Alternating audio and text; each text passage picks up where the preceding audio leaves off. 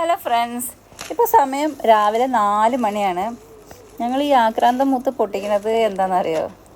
അതൊരു രഹസ്യമാണ്. അത് ഞങ്ങൾക്കും പറഞ്ഞുതരാം.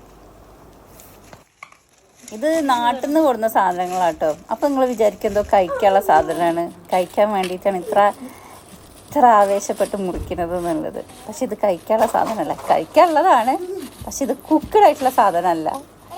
ഇതിപ്പോൾ ഇതാ ഓപ്പണായി കാണിക്കുന്നുണ്ട്. ഇപ്പോൾ നിങ്ങൾക്ക് മനസ്സിലായിട്ടുണ്ടാവും ഇത് എന്താണ് സാധനം എന്നുള്ളത്. അതെ ഫ്രണ്ട്സ്, നല്ല അടിപൊളി ബീഫ്, നല്ല ഫ്രഷ് ബീഫാണിത്.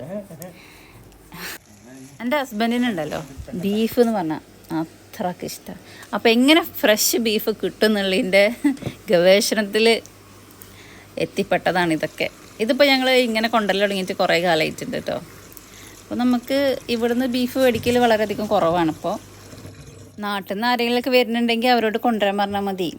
ഇത് എങ്ങനെയാണെന്ന് വെച്ചാൽ നമ്മൾ പോരുന്നതിൻ്റെ തലേ ദിവസമോ അല്ലെങ്കിൽ അതിൻ്റെ മുന്നത്തെ ദിവസമോ ബീഫ് മേടിച്ചിട്ട് ചെറിയ കവറുകളാക്കിയിട്ട് ഫ്രീസറിൽ കയറ്റുക. നന്നായിട്ട് ഫ്രീസ് ചെയ്യണം കേട്ടോ. എന്നിട്ട് പിന്നെ പോകുന്ന സമയമാകുമ്പോൾ നമുക്ക് പാക്ക് ചെയ്യുക, കൊണ്ടുവരിക. ഈ വീഡിയോ കാണുമ്പോൾ ചില ആൾക്കാർ വിചാരിക്കുന്നുണ്ടാവും കേട്ടോ ഇതിപ്പോൾ ബീഫല്ലേ ഉള്ളത്. പക്ഷേ ഞങ്ങൾ പ്രവാസികൾക്കുണ്ടല്ലോ ഇവിടുന്ന് നല്ല ഫ്രഷ് ബീഫ് കിട്ടുക എന്ന് പറഞ്ഞാൽ അതൊരു ടാസ്ക്കാണ്. അതുകൊണ്ടാണ് കേട്ടോ